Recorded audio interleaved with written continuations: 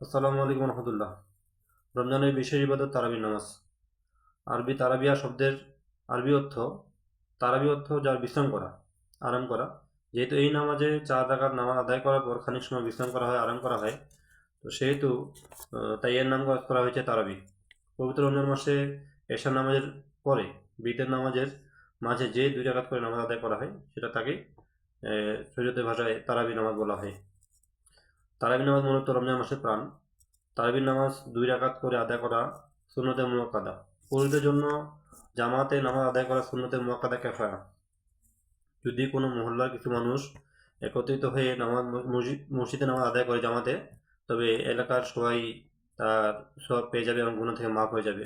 আর যদি কেউ নাই পড়ে, তার সবাই গুনাহগার হবে। কোনো ব্যক্তি যদি একাই ঘরে তারাবি নামাজ আদায় করে, তার নামাজ হয়ে যাবে, সুন্নাহ আদায় হবে, কিন্তু সে জামাতে যে সওয়াব সেটা পাবে না।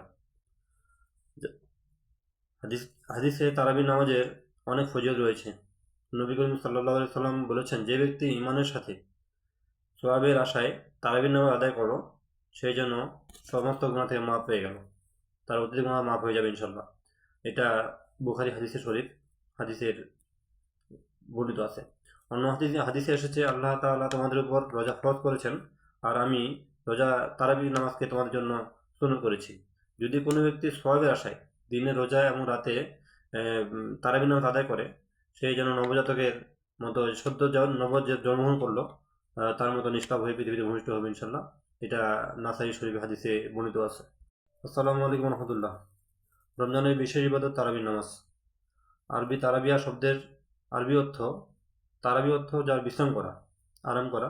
যেহেতু এই নামাজে 4 রাকাত নামাজ আদায় করার পর খানিক সময় বিশ্রাম করা হয়, আরাম করা হয়, তো সেহেতু তাই এর নাম করা হয়েছে তারাবি। পবিত্র রমজান মাসে এশার নামাজের পরে বিতের নামাজের মাঝে যে 2 রাকাত করে নামাজ আদায় করা হয় সেটা তাকে শরীয়তের ভাষায় তারাবি নামাজ বলা হয়।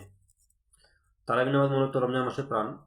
তারাবির নামাজ 2 রাকাত করে আদায় করা সুন্নতে মুআক্কাদা।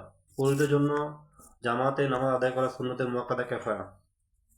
যদি কোনো মহল্লার কিছু মানুষ একত্রিত হয়ে মসজিদে নামাজ আদায় করে জামাতে, তবে এলাকার সবাই তার সওয়াব পেয়ে যাবে এবং গুনাহ থেকে মাফ হয়ে যাবে। আর যদি কেউ নাই পড়ে, তার সবাই গুনাহগার হবে। কোনো ব্যক্তি যদি একাই ঘরে তারাবি নামাজ আদায় করে, তার নামাজ হয়ে যাবে, সুন্নাহ আদায় হবে, কিন্তু সে জামাতে যে সওয়াব সেটা পাবে না। হাদিসে তারাবির নামাজের অনেক ফজিলত রয়েছে। নবী করিম সাল্লাল্লাহু আলাইহি সাল্লাম বলেছেন, যে ব্যক্তি ঈমানের সাথে সওয়াবের আশায় তারাবির নামাজ আদায় করো,